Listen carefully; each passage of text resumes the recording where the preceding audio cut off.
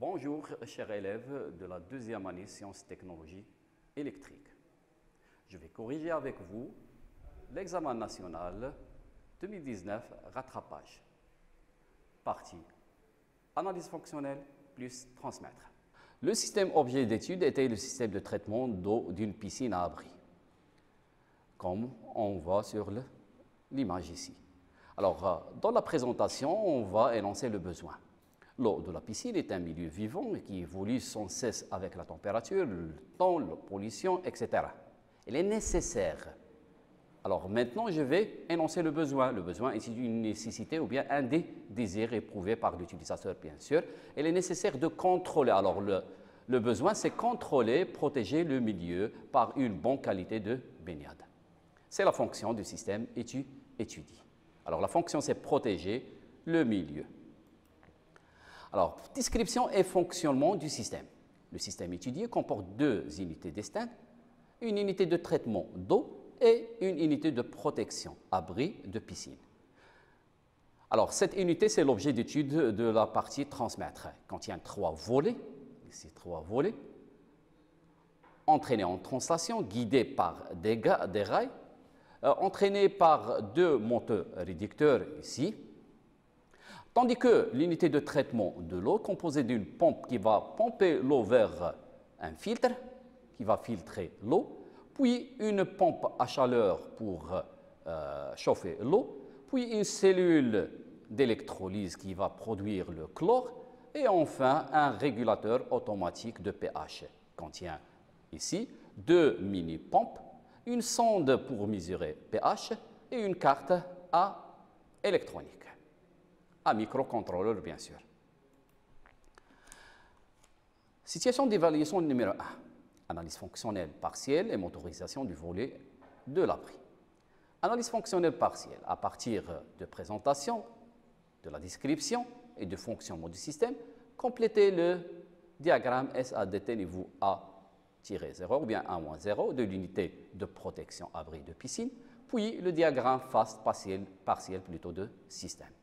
Question 1, bien sûr, diagramme SADT. Il faut faire attention ici que le système étudié n'est pas tout l'ensemble, mais l'abri de piscine. Alors, l'abri de piscine, la fonction, c'est protéger. Alors, protéger quoi? Protéger, bien sûr, le bassin plus les usagistes, c'est-à-dire les baigneurs. Alors, bassin et baigneurs non protégés. En matière d'œuvre sortante, bassin et baigneurs, bien sûr, protégés. La fonction, c'est protéger le bassin et les baigneurs. Deuxième question, FAST. Comment dois-je faire pour traiter l'eau de piscine? Je dois traiter l'eau et protéger le bassin. Unité de traitement, unité de protection, c'est-à-dire l'abri. Traiter l'eau. Faire circuler l'eau par une pompe de circulation. Filtrer l'eau, filtre à sable. Produire le chlore.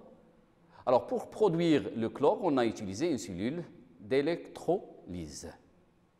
Cellule d'électrolyse. Cellule d'électrolyse. Puis, réguler le pH. Mesurer le pH. pH est mesuré ici par une sonde pH. Injecter pH plus et pH moins, deux mini-pompes, puis protéger l'abri, couvrir la piscine par les volets comme on vient de voir ici, volets télescopiques, motoriser les volets bien sûr, convertir l'énergie électrique en énergie mécanique de moteur, adapter l'énergie mécanique vitesse et couple par un moteur réducteur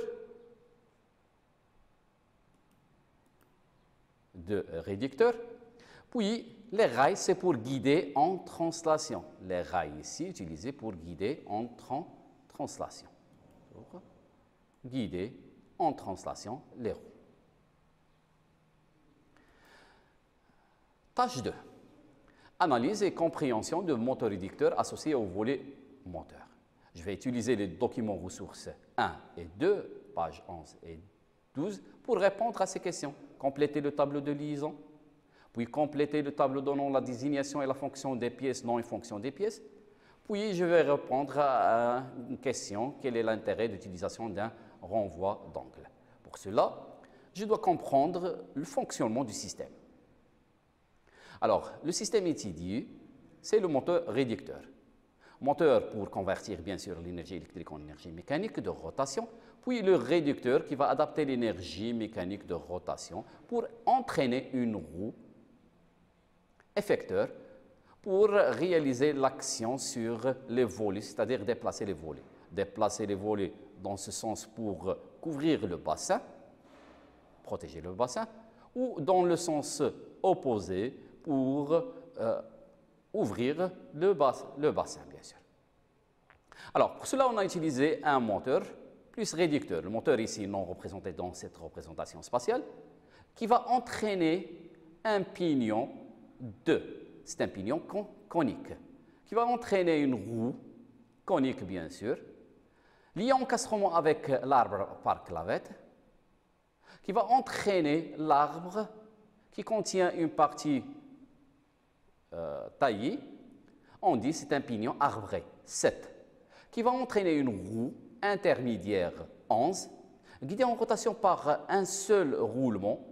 Un seul roulement, cela veut dire qu'il y a rotulage, donc c'est une liaison rotule.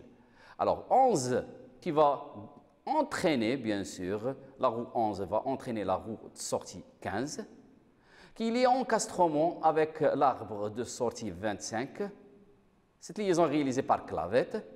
Alors 25, il est animé d'un mouvement de rotation. Il va entraîner la jante qui est liée en encastrement avec l'arbre, la jante 27, liée en encastrement par les vis.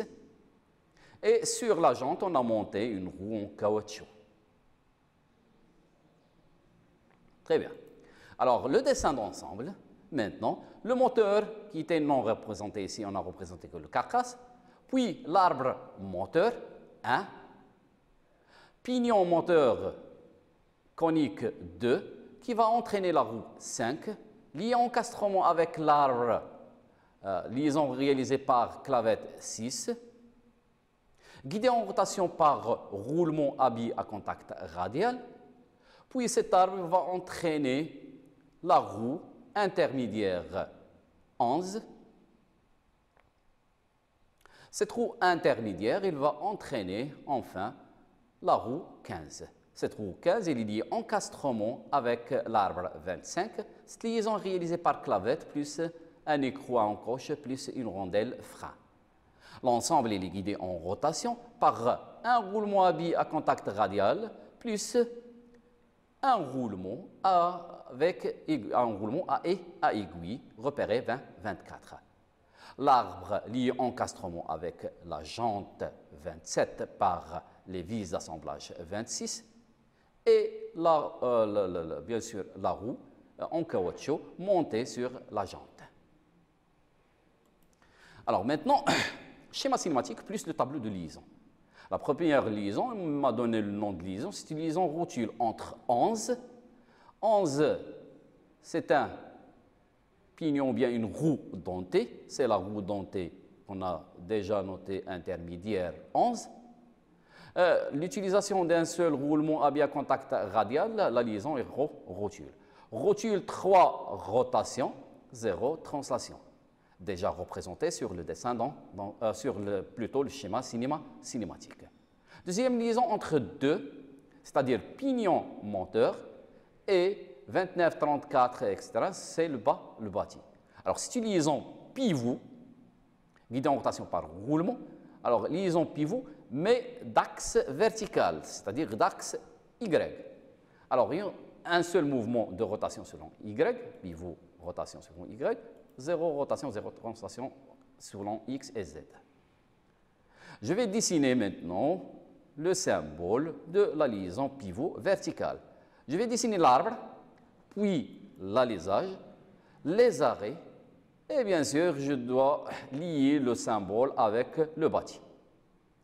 Troisième liaison entre 7, 29, 34, etc. 7, c'est le pignon arbré. Je constate qu'il est animé d'un mouvement de rotation. Alors, la liaison, elle est pivot. Il est indiqué ici, mais suivant l'axe X. Alors, pivot d'axe X. Pour dessiner le symbole, toujours, je commence par l'arbre, puis l'alisage, les deux arrêts, et ne pas oublier de lier le symbole avec le bâti. Quatrième liaison entre 15 et 25. 15, c'est la roue de sortie. 25, c'est l'arbre de sortie. Qu'est-ce que je constate ici? Que la liaison, c'est une liaison encastrement réalisée par clavette plus écrou en coche plus rondelle frein. Alors, c'est une liaison encastrement, zéro rotation, zéro translation, représentation de liaison en cas encastrement. Puis, la liaison entre 25, c'est-à-dire l'arbre de sortie, avec 29 plus 34, c'est-à-dire le bâti. Alors, c'est une liaison pivot, mouvement de rotation autour de l'axe maintenant, X. Rotation autour de X, pivot d'axe X. Zéro translation, zéro rotation suivant Y et Z, seule translation suivant X.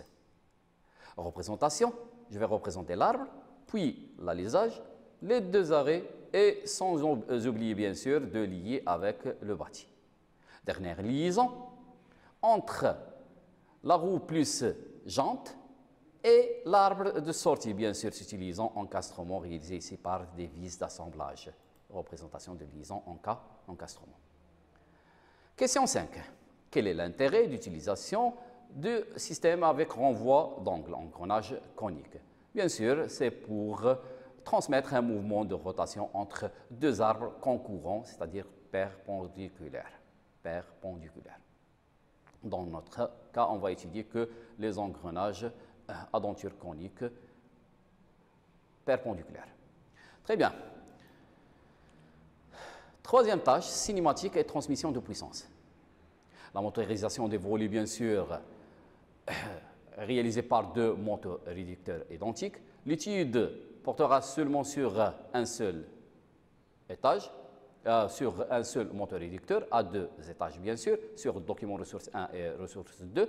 Le réducteur associé au moteur électrique adapte l'énergie mécanique de rotation et entraîne en sortie de la roue motrice 28, guidée en translation par des rails. Le cahier de charge impose ici, il faut souligner que le cahier de charge impose une vitesse linéaire de déplacement des volets, V est égal à 0,27 mètres par seconde. Toujours, il faut faire attention à ce genre de phrase.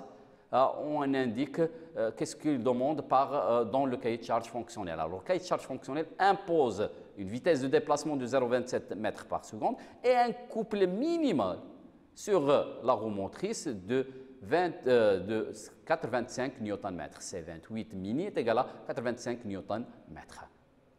Le signe optique de la chaîne, ici, énergie, moteur électrique. À la sortie, PM est égal à 0,5 kW, puissance utile. Bien sûr, c'est une puissance mécanique. Puis l'étage 1, Z2, Z5 dans le nombre de dents, puis le rendement. L'étage 2, Z7, Z5 ne m'a pas donné Z11, il m'a donné le module. L'entraxe il faut faire attention, entre 7 et 15, on va voir ça, 100,5 mm. Puis les rendements de premier engrenage, deuxième engrenage, c'est 0,85. La roue motrice est animée d'un mouvement de rotation pour la transformer en translation. Ici, le diamètre de la roue est égal à 150 mm. On m'indique que les résultats de calcul seront arrondis à deux chiffres après virgule et on va prendre pi est égal à 3,14. Première question. En tenant compte de la vitesse linéaire imposée est égal à V est égal à 0,27 mètres par seconde, calculez la vitesse angulaire oméga de la roue motrice. Alors, la roue, sa vitesse de translation V est égale à 0,27 mètres par seconde. Elle est entraînée en rotation. Sa vitesse de rotation, c'est oméga 28. Son diamètre, c'est D28. Alors, je cherche maintenant oméga. La relation que j'ai, c'est que V est égal à R fois oméga. V, vitesse de déplacement. R, le rayon de la roue. Et oméga, c'est la vitesse de rotation de 28, c'est-à-dire la roue. Alors, je cherche oméga. Oméga est égal V sur R. Application numérique. V est égal à 0,27 mètres par seconde. R est égal à 0,15 mètres. C'est 150 mm, transformation, 0,15 mètres. Mais j'ai besoin de rayons. Je dois diviser sur 2. Application numérique donne 3,6 plutôt radians par seconde. Question 7. Déduire la vitesse de rotation N28 en tours par minute. Alors, transformation entre oméga et n. Oméga est égal à 2pi n sur 60, puisque oméga en radians par seconde, n en tours par minute. Je cherche N28. Alors, N28 est égal à 60 oméga sur 2pi. 60 oméga 28 sur 2pi. Application numérique, 60 fois 3,6 qui est en radians par seconde sur 2pi. Résultat, 34,39 tours par minute. Question 8. Calculez le rapport de vitesse R1 de l'étage 1, constitué par le pignon 2 et la roue 5. Puis R2, deuxième étage, constitué par 3 roues dentées. Le pignon 2 qui va entraîner bien sûr la roue 11, qui va entraîner la roue 15.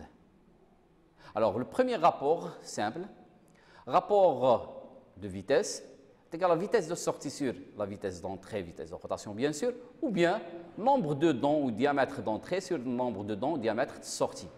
Ici, j'ai les Z, les nombres de dents. Alors, le rapport est égal à Z2 sur Z5. Z2 sur Z5. Application numérique, c'est 18 sur 90 est égal à 1 sur 5 est égal à 0,2. Deuxième rapport, deuxième étage. Alors, 2 va entraîner 11 et 11 va entraîner 15. Alors, le rapport est égal à Z2 sur Z11 fois Z11 sur Z15. Z7 sur Z11 fois Z11 sur Z15. Bien sûr, je vais simplifier avec Z11, ça reste Z7 sur Z15 et on constate qu'il n'a pas d'influence, la roue intermédiaire n'a pas d'influence sur le rapport, mais son influence sur le sens de rotation. Il va garder le sens de rotation entre 2 et 15. Application numérique, 14 sur 56 est égal à 1 sur 4. Maintenant, déduire le rapport de vitesse globale RG du réducteur à 2 étages. Alors, le rapport global, c'est le produit, bien sûr, des deux rapports. RG est égal à R1 fois R2. R1, 0,2, R2 est égal à 0,25. Résultat, 0,05. Question 10 maintenant.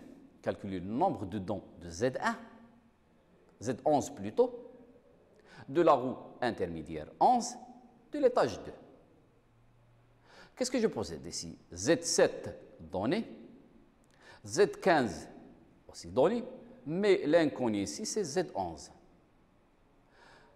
Autre donnée ici, c'est l'entraxe. Il faut faire attention, l'entraxe entre 7 et 15, entre l'axe de 7 et l'axe de 15. L'axe de 7 et l'axe de 15, c'est l'entraxe entre 7 et 15. L'entraxe entre l'axe de 7 et l'axe, bien sûr, de 15. Alors, qu'est-ce que je constate? Cet entraxe, elle est égale à cette distance, plus celle-ci, plus la dernière. Alors, cette distance, c'est le rayon du pignon 7. C'est le diamètre sur 2. Puis, plus le diamètre de 11. Plus le rayon de 15. Alors, l'entraxe entre 7 et 15 est égal au diamètre de 7 sur 2, plus diamètre de 11, plus diamètre de 15 sur 2. Diamètre de 7 sur 2, plus diamètre de 11, plus diamètre de 15 sur 2. Je ne possède pas les diamètres, mais le nombre de dents. Alors, je sais que D est égal à M fois Z. Alors, D7 est égal à MZ7, D11 est égal à MZ11 et D15 est égal à MZ15. Factorisé par M sur 2, Z7 plus Z15 fois M sur 2, plus M fois Z11. Je cherche Z11. Alors, MZ11 est égal à l'anthrax moins M fois Z7 plus Z15 sur 2. Cela veut dire que Z11 est égal à l'anthrax sur M moins M sur 2M factorisé par M. Alors, ça reste Z7 plus Z15 sur 2. Application numérique. L'anthrax, c'est 10,5 sur le module 1,5. Z7 est égal à 14. Z15, bien sûr, est égal à 56. Résultat, 32 dents. Question 11. Calculer la vitesse de rotation Nm du moteur en tours par minute. Prendre N28 est égal à 34 tours par minute. Et rapport global est égal à 0,05. C'est pour vérifier ce que j'ai déjà calculé. Alors, le rapport global, bien sûr, est égal à N sortie sur N entrée. N sortie, c'est N28. Sur N entrée, c'est Nm. Alors, N28, bien sûr, 34. Alors, je cherche Nm. Alors, Nm est égal à N28 sur le rapport global. Application numérique, 34 sur 0,05, ça donne 680 tours par minute. Dernière question, Q2. Pour déplacer les volets, le cahier de charge a imposé un couple mini de C28 est égal à 85 Nm. Alors, le moteur édicteur répond-il à cette condition et justifie? La puissance moteur est égale à 0,5 kW, c'est-à-dire 500 watts, déjà donné. Je cherche maintenant le couple de sortie. Alors, je vais utiliser le rendement global. Rendement global est égal à la puissance de sortie sur la puissance moteur. La puissance de sortie, c'est C28 oméga 28 et la puissance d'entrée, c'est PM. Je cherche C28, alors C28 est égal au rendement global fois PM sur oméga 28. Alors, rendement global, c'est le produit des rendements.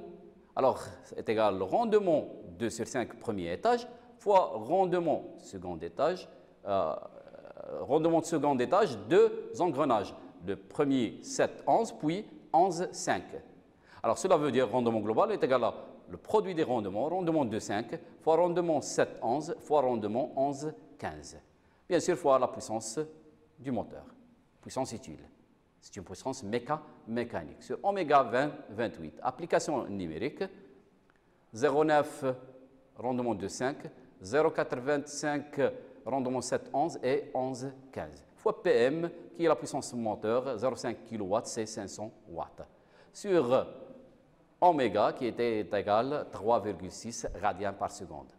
Alors, le couple, je vais le trouver en newton-mètre. C'est 90,31 newton-mètre. Alors, tâche, le couple ici, C28, il est supérieur à C mini. C mini qui est égal, bien sûr, 85. Alors, donné dans le cahier de charge 85 Nm. Le couple donné par notre système, c'est 90,31 supérieur à C mini. Alors, le système répond là, aux critères de cahier de charge fonctionnel. Donc, le moteur réducteur répond à la condition imposée par le cahier de charge fonctionnel. Dernière tâche, tâche 4, travail graphique. Il sera tenu compte de la représentation, respect de règles de dessin. Le pignon 2 est maintenu en position sur l'arbre moteur par un anneau élastique 4. Suite à une action corrective, le constructeur envisage d'améliorer ce maintien en position en remplaçant bien sûr l'anneau élastique 4, qui ne supporte pas les charges direction axiale, par un micro-hexagonal H freiné par une rondelle Grauer. Représentation de la nouvelle solution. La première chose, c'est La rainure. Je vais commencer par la rainure du clavette. Puis, je vais arrêter mon arbre ici, puis tracer ou bien dessiner le bout d'arbre. Sans filetage, bien sûr. Alors, maintenant, je représente le filetage par trait fin, trait continu, fin. Je dois maintenant représenter la rondelle Grauer. Rondelle Grauer, qui va cacher l'arbre. Les deux traits pour représenter la partie ici. Puis, je vais représenter l'écrou hexagonal. Alors, pour tracer l'écrou hexagonal, c'est très simple.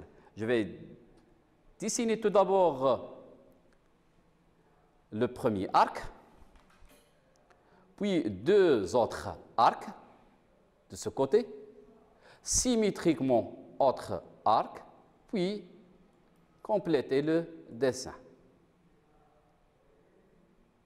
Alors, il reste maintenant les hachures.